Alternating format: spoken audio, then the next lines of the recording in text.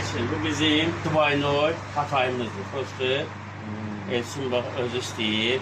Bak Dubai'nin Hatay. Hətta görürsünüz. O Hatay deyənlər var ya, deyir ki, biz Hatay biliyorsan nədir? Buna baxsan Allah. Hatay'a bak. Bu nədir? Bu başka bir şeydir. Başka alemdir. Usta möcüzədir. Yol boyu fikirləşirdim, gəlim yeyim. Axır. Bunu indi bir daha bağlayayım.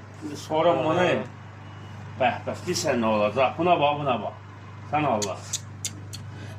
Usta mən bunu axıracan gələcəm. Buna bax bir dənə. Sana indi bir dənə bunu tostdan çıxardım, gör nə olacaq. Bunu yeyən olar.